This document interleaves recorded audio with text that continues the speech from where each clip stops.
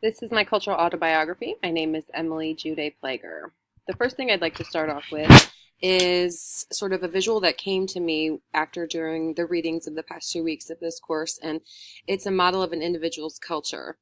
And if we think about an individual being this red circle and being born into a time and a place, then you can think about the next level of that person's culture being maybe their immediate family, the next level of that circle being the city or the geography that they live in, their socioeconomic status.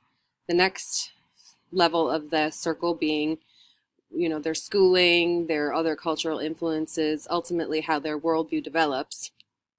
And these other intersecting lines are things like religion or different life experiences that sort of crisscross through your other cultural experiences. And if you think about this as being one person's thumbprint as a cultural, basically as a cultural thumbprint, this could be one person's individual example of this. And then you think about how every other person in the world has their own unique thumbprint cultural application. So that's just sort of a visual that came to me thinking about how each person's culture is developed and so intricate and so very, very unique and built upon so many other different factors.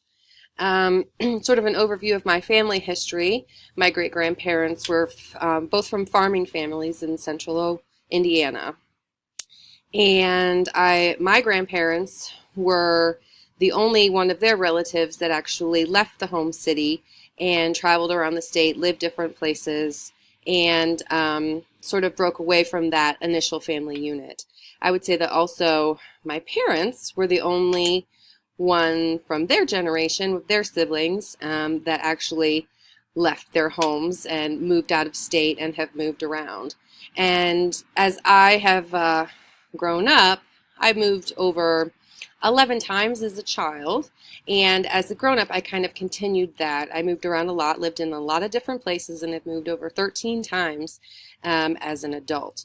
So I come from basically a family that was willing to move outside their central circle of influence, break outside, and that sort of continued, through the generations. My dad likes to call it sort of a gypsy lifestyle. Now, we would live different places for years at a time, but just open to getting up and seeing new places and moving around.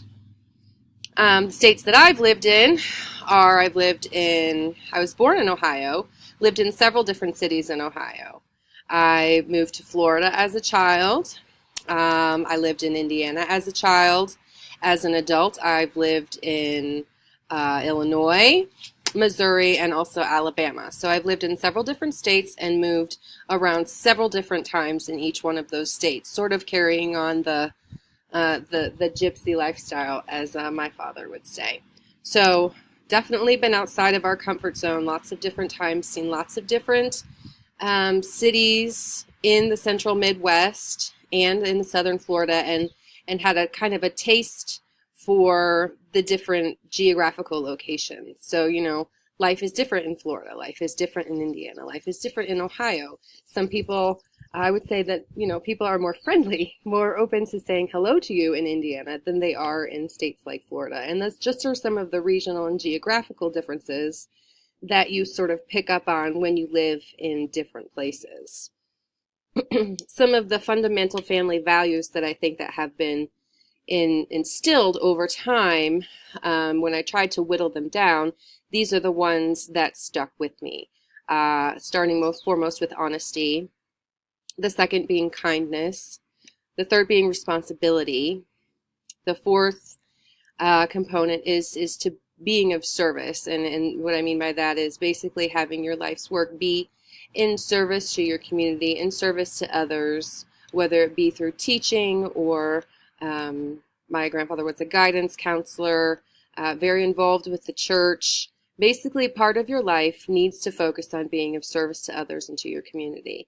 And the final fundamental family value, I would say, is do good work. Whatever you do, make sure you do it well. It's not worth doing if it's not done well. Those are definitely components that I can say are 100% family values that I take away and then in turn try to teach my children. Some fundamental experiences I would say that I have been definitely during my education. During high school, I've had several teachers that were challenging and wanted you to think outside the box and think about being more than just your small little microcosmic self. You're always trying to kind of expand your world. And these are just some different examples. I can remember reading Spirit Walker in high school and just sort of being exposed to different ideas and different ways of thinking about how time and space are located. I remember reading the autobiography of Malcolm X in high school and being profoundly changed by the different struggles and things that I knew absolutely nothing about. Thinking more about college, when I remember studying Shakespeare, I think about, putting myself back into the time of Shakespeare and yet the eloquence and how strikingly true some of those dilemmas are dealing with, human beings, how true that is still today, and just being, touched by how we can communicate basically time travel through reading. This was a very influential teaching book when I first started my teaching classes, The Savage Inequalities, and it was a very in-depth study on how schools in America are radically unequal, and just some of the sort of basic things that maybe you and I take for granted in our schools are not necessarily available to all students in all schools.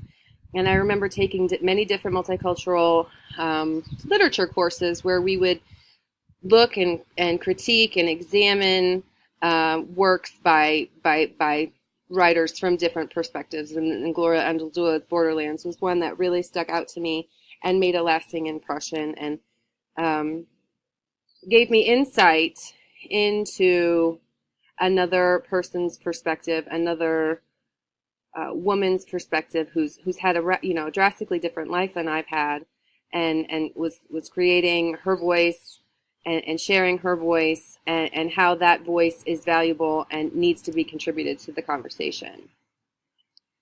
Moving on to education, I think another major influence in my life has been music. I've always been an avid music fan, and basically when I was in high school, I thought that I would go away to follow the Grateful Dead. That was my plan.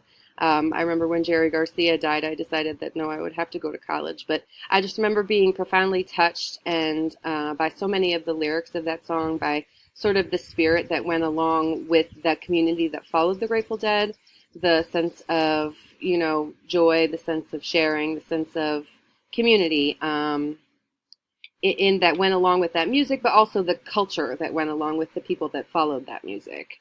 Bob Marley was also very influential, thinking about how, Jamaica and all these people are struggling. Their culture is being, marginalized, and how music can create a revolution and create a following and create solidarity between the people and help communicate what is beautiful about your culture, what your culture's struggles are, and communicate that in a way that connects with other people. Dave Matthews was also another big musical influence for me. This song, he's got so many songs that I would listen to, but just thinking about how we're all in this one world and it's all ours to share, and how we're all ants marching around doing our own little thing. But yes, this is one sweet world, and here we will all rest, we will all do our work, and we will all play and sing and dance together. So music's been very influential in my life. Another thing that's been very influential in my life is my curiosity about religion. I was brought up in a Methodist Sunday school. I was a confirmed Lutheran, but I used to love to go to Catholic church with some of my girlfriends because I was just so impressed with all the rituals and sort of the different saints and the different characters that went along with Catholicism. I've done a lot of reading about Buddhism and explored Wicca and have been very interested in all different kinds of mythical, multicultural mythologies, ranging from Norse and Celtic to Native American to all different kinds. The most recent church that I was attending, because my husband liked to go there, was an evangelical church, and that was something that was very striking to me. It was very different. It was very, very different. I would say that so many things about religion, that the devil's in the division. We have so many things in common, that it's easy to focus on those when, while our differences are important, the division is not. Basic thoughts on equity and diversity is that, like, I feel like there's something that we need to think about is the cumulative nature of white privilege and disenfranchisement. Those effects, like thinking about those being cumulative and snowballing, you can think of them having major effects that would take generations to overcome. I also feel like it's ethical for us to consider all perspectives. It's ethical and it's essential. We need to be open into keeping a beginner's mind approach at all times. When we think we know it all, that's when we've hit a roadblock.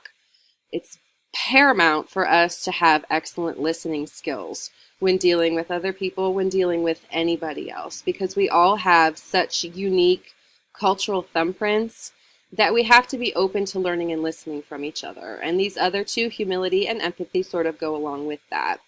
I really liked this visual that one of our classmates posted, and I thought that I would include it because I thought that it summed up the theory of equity, or the concept of equity, very well.